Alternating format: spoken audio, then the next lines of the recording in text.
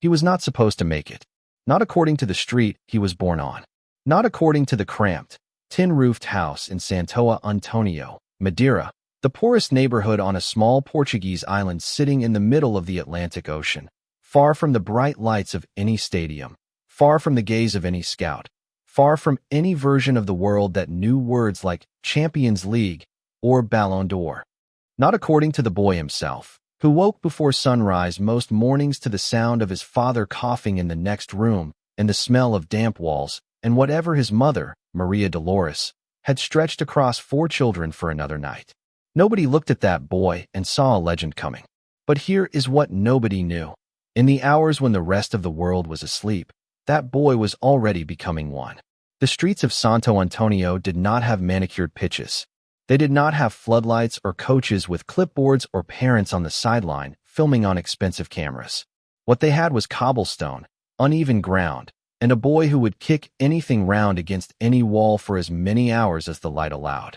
Cristiano Ronaldo dos Santos Aveiro, the 4th child of José Diniz Aveiro and Maria Dolores, grew up in a house where money was not merely tight. It was absent. The family shared rooms. They shared meals stretched thin. They wore clothes handed down and shoes worn through. There were days the question was not what they would eat, but whether they would. His father, José, worked as a kit man for the local football club, Andorinha. Not a player, not a coach. The man who washed the kits, who laid out the boots, who carried the bags and swept the dressing room and made sure other men's equipment was clean and ready for other men's glory. Think about that for a moment. The greatest footballer who ever lived grew up watching his father serve other players. Grew up in the dressing room not as a star, but as the son of the man nobody noticed.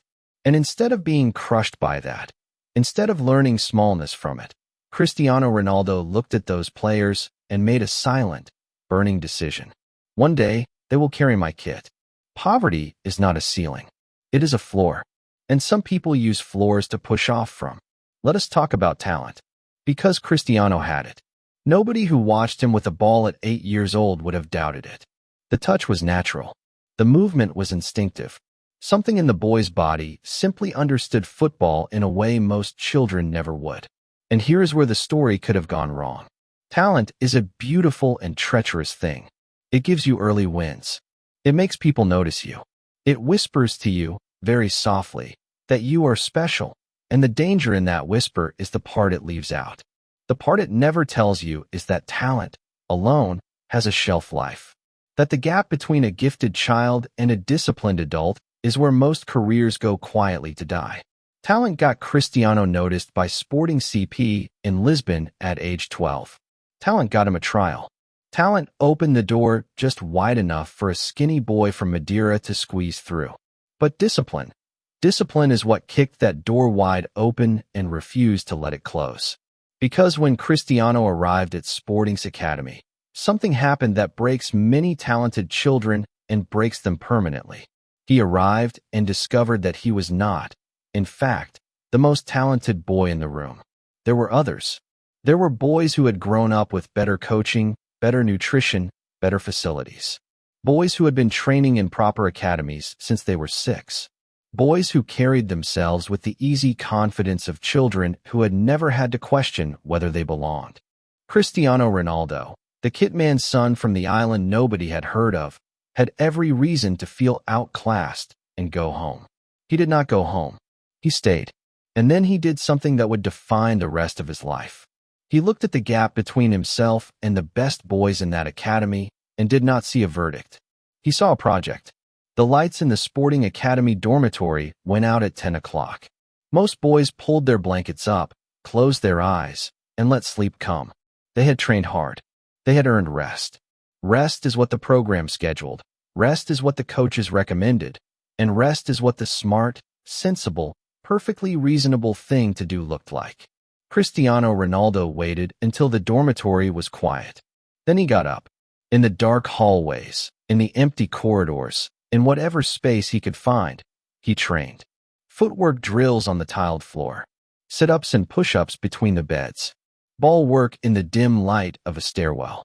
While his teammates slept, while the coaches slept, while the whole city of Lisbon rested comfortably in the certainty that tomorrow would come at its own pace.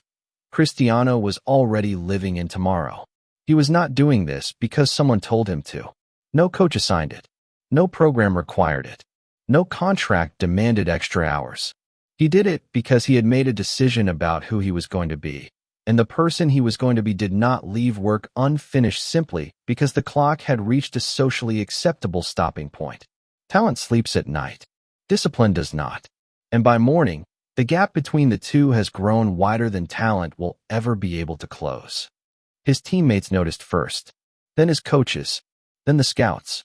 Not because Cristiano had suddenly discovered some new gift nobody had seen before, but because the boy who had been good was now, every single week, measurably better than he had been the week before.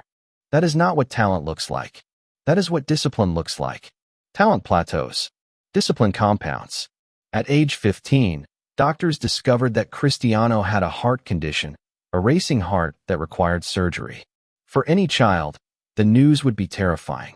For a boy whose entire dream lived inside his ability to run faster and longer than anyone else on a football pitch, it could have been the end of the story before the story had properly begun.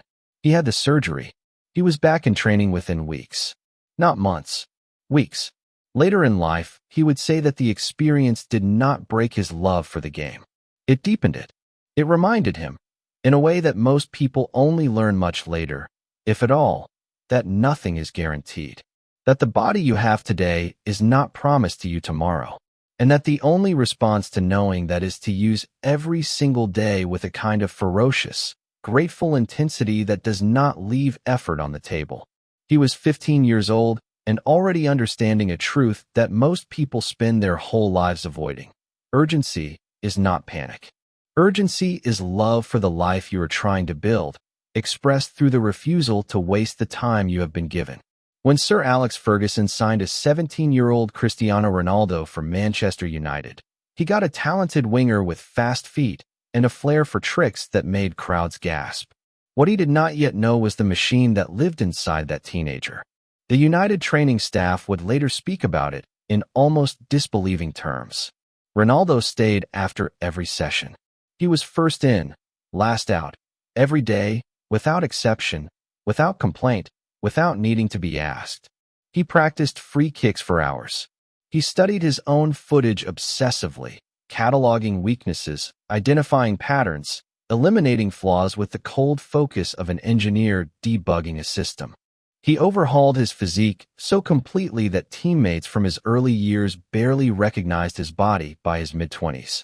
He studied nutrition, sleep, recovery, treating his body not as something that happened to him, but as something he was building on purpose, with intention, every single day. When he moved to Real Madrid for what was then a world record fee, he did not celebrate by relaxing. He celebrated by raising his standards. 5 Ballon d'Or awards, 5 Champions League titles, records in England, Spain, Portugal, and on the international stage that were not just broken but shattered so completely that the old numbers look like they belonged to a different sport. None of it fell from the sky. Every trophy, every record, every iconic moment was built in the dark. In the early mornings, the late nights, the empty gyms, the silent dormitory corridors of a Lisbon academy where a kitman's son refused to believe that where he came from determined where he was going. The trophy is the proof. The training is the truth. The cobblestones of Santo António still exist. The island is still there. Boys still grow up in tight houses with thin walls and fathers who work jobs that the world does not celebrate. And every one of those boys, every one of those children anywhere in the world who has been handed a beginning that does not match the ending they are dreaming of, has been left a message by a kid who once cleaned streets before football. The message is not, be talented.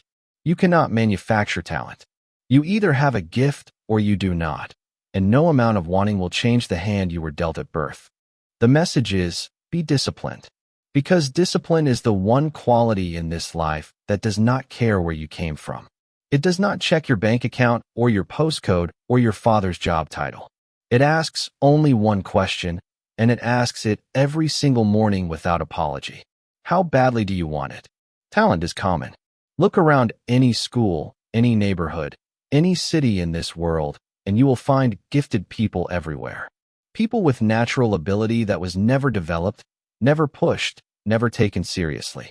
People who had the door opened for them by their gift and then stood in the doorway, waiting for someone to carry them through.